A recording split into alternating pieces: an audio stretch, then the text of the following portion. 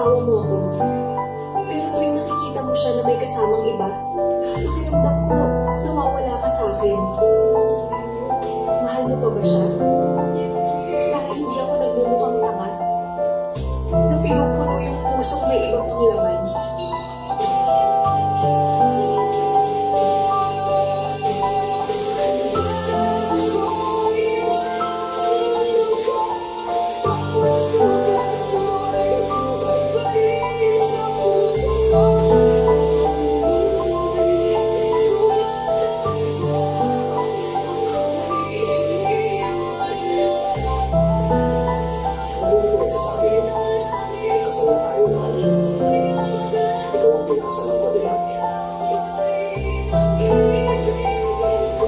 Kasal na tayo.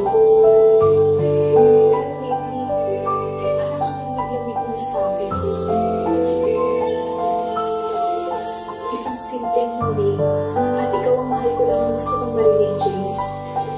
Pero bakit hindi ka makasagot? I'm calling the driver. Umuwi na tayo. Pagod lang tayo, kaya kung ano yung iniisip mo.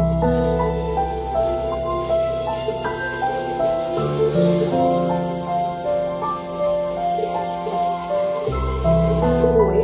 Saan, James? Sa bahay na ang katawan mo lang ang nandoon, pero ang isip mo laging nasa kanya.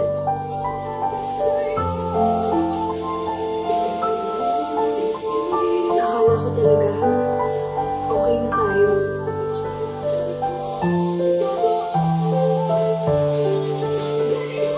Magkatabi tayo. Pero bakit parang milya-milya ang layo mo sa akin, James?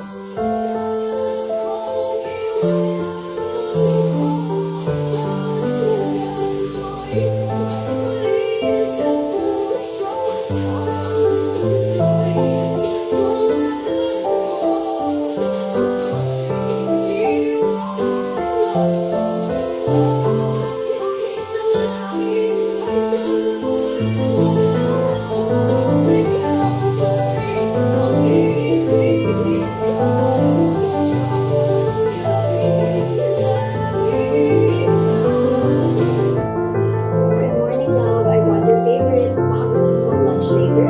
Busy ako, Valerie. Dami kong kailangan i-review na files for the board. Ikaw mo na lang yan dyan. Kahit 30 minutes lang, hindi tayo nakapag-usap kagabi. Val, please. I have a company to run. Hindi ko pwedeng unahin yan ngayon. Sana ako na lang siya. Sana ako na lang siya. Hanggang kailan? Hanggang kailan mo titiisin ito, Valerie?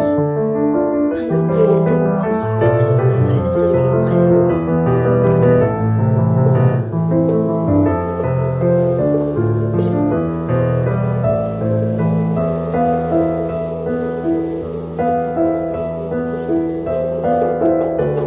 Tuloy, bukas yan. Morning, James. Valerie, wala na akong schedule na meeting ngayon. Pero ngayon ako sa joint venture. Hindi naman sa ako, James. Nandito ako hindi bilang businessman, kundi bilang isang taong naging bahagi ng buhay. Gusto kong hindi ng opinion mo. Kilala mo si Kyle, ikaw ang nag-first sa kanya. Sa tingin mo ba mabuti siyang tao? Mabait ba siya? Bakit sa akin mo tinatanong yan? Bakit bigla kang interesado sa character reference niya? Dahil mamayang gabi, sasagutin ko na siya. Gusto kong maging sigurado bago ko ibigay sa kanya ang buong puso ko.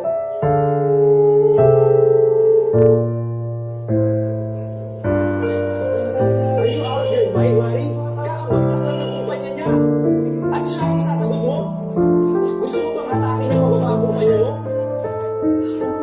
Hindi ko tinatanong ang financial status niya, James. Ang tinatanong ko kung kaya ba niyang panindigan ang isang babae. Huwag nating ilaan sa business, James. Nandito ako para malaman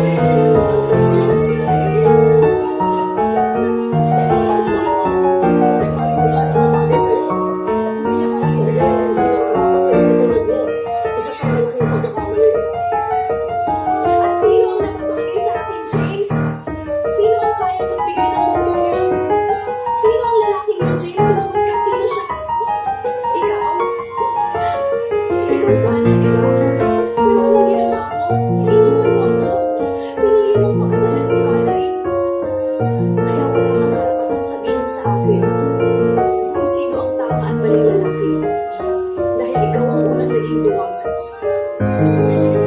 Nandito ako dahil nagbabakasakali ako na baka ngayon may lakas ka na ng loob na pigilan ako. Pigilan mo ako, James. Sabihin mo lang na wag. At hindi ko siya sasagutin.